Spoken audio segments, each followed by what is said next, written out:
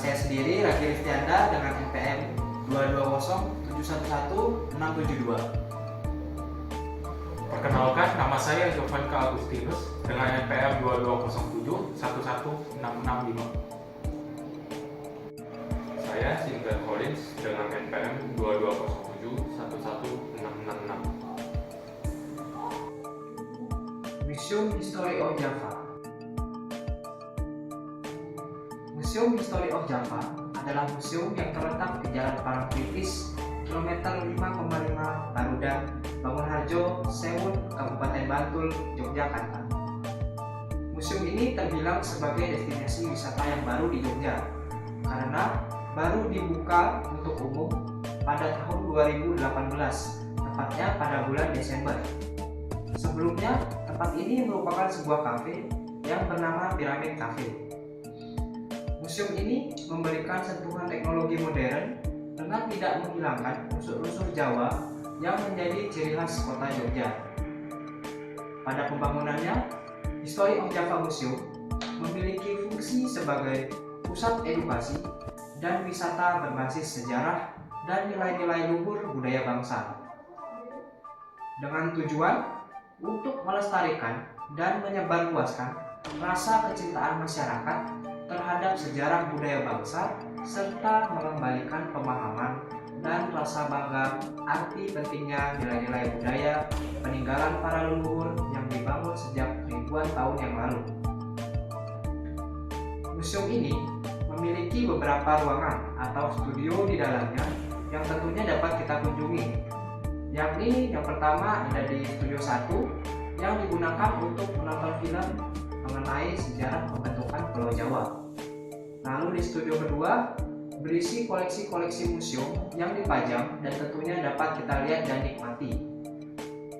Di studio 3 atau studio hiburan, studio ini digunakan untuk menonton film 3D tentang kartun mengenai dinosaurus.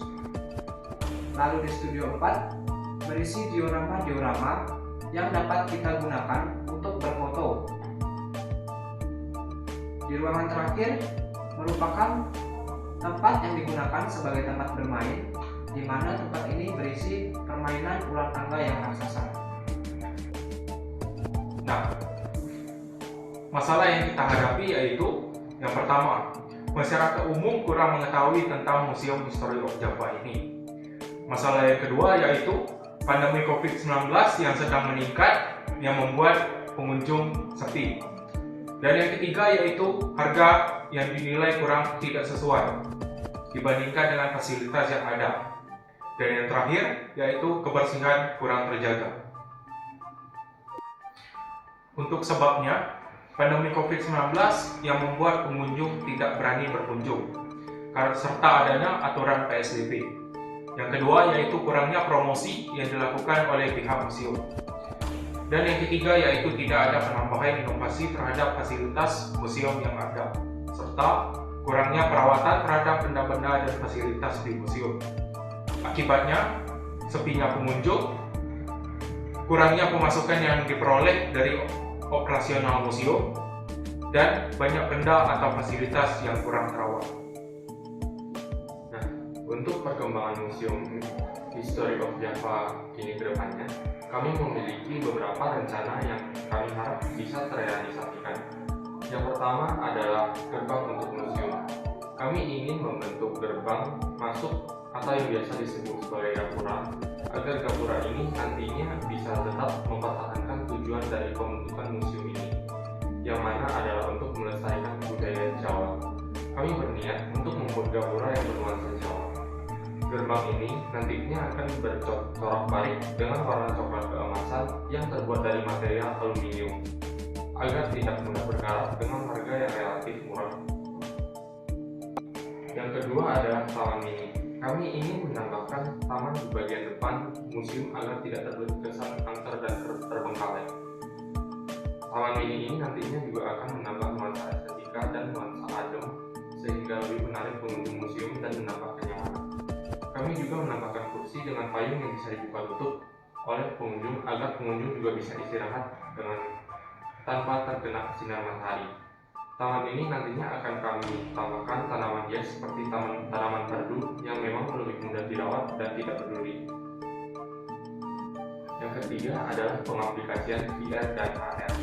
Fitur augmented reality ini memang sudah diterapkan di museum ini, tetapi karena kami melihat penggunaannya masih sangat minim, bahkan tidak dijelaskan oleh brandnya sendiri, kami ingin menghidupkan kembali fitur AR ini agar pengunjung bisa tahu dan nantinya pengunjung bisa akses dengan scan barcode atau QR code yang nantinya akan muncul model 3D dari bangunan maupun toko-toko sejarah yang sudah dijelaskan di museum nanti.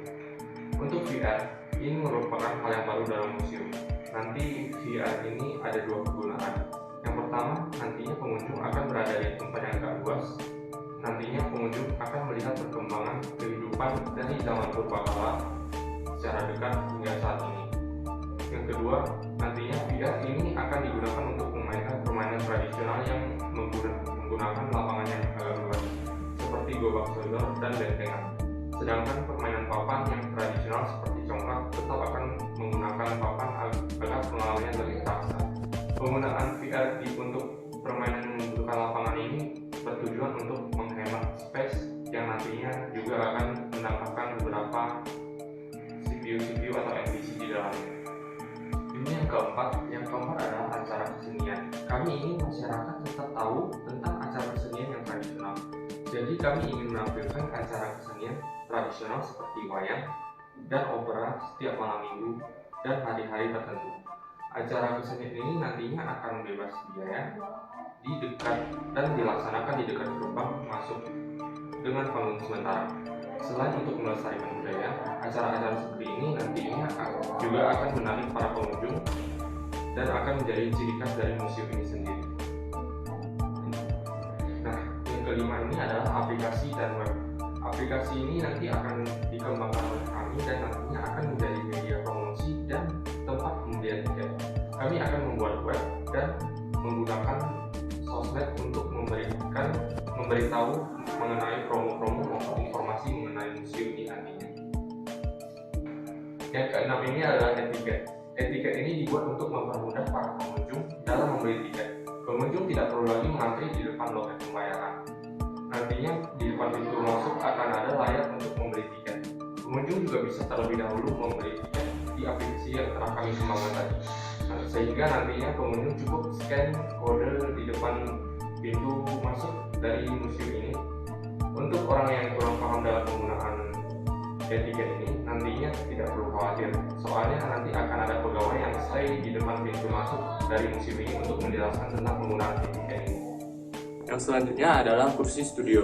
Saat kita memasuki museum ini, kita langsung akan diarahkan ke sebuah studio yang dimana akan menunjukkan pemutaran film tentang kehidupan dari zaman purbakala sampai saat ini, yang merupakan Pulau Jawa sekarang. Ketidaknyamanan kami saat menduduki kursi sangatlah terasa karena saat kita menggeser kursi akan sangat berisik dan itu juga akan menggores bagian dari keramik. Jadi kami ingin kursi ini nanti diubah menjadi kursi seperti kursi yang ada di bioskop sehingga akan lebih nyaman dan juga tidak menimbulkan suara yang ribut. Dan yang selanjutnya adalah food court. Di akhir dari tur museum ini, kita akan diarahkan ke food court di mana kita akan beristirahat dan keluar dari museum. Nah, kami sangat menyayangkan di mana food court ini kurang menunjukkan identitas dari museum sendiri dan menunjukkan tujuan dari museum, yaitu melestarikan budaya Jawa. Nantinya kita ingin food court ini nantinya diisi dengan makanan khas Jawa yang nantinya agar pengunjung-pengunjung juga tahu dan bisa merasakan kenikmatan saat menyantap makanan khas Jawa ini. Nantinya food court ini akan berada di akhir tur dari museum, di mana akan kami letakkan di kawasan yang namanya kawasan Malioboro. Kawasan Malioboro ini adalah miniatur dari Jalan Malioboro, di mana semuanya akan meniru gaya dari Jalan Malioboro. Yang ketujuh adalah interactive floor. Interactive floor ini nantinya hanya untuk menambah suasana dramatis yang ada di dalam museum. Jadi nanti setiap pengunjung menginjak interactive floor ini, nantinya ada efek yang yang muncul apabila terkena sentuhan dari para pengunjung. Yang terakhir adalah interactive book. Ide dari interactive book ini kami ambil dari yang telah diaplikasikan oleh museum lain. Jadi nantinya ada tempat khusus yang terdapat buku kosong. Di atas buku kosong ini nantinya akan ada sebuah proyektor. Nantinya pengunjung tidak hanya menggunakan interactive book dengan membolak-balikan halaman saja. Nanti akan ada perintah untuk menekan bagian tertentu yang nantinya akan muncul animasi penjelasan agar terkesan lebih menarik.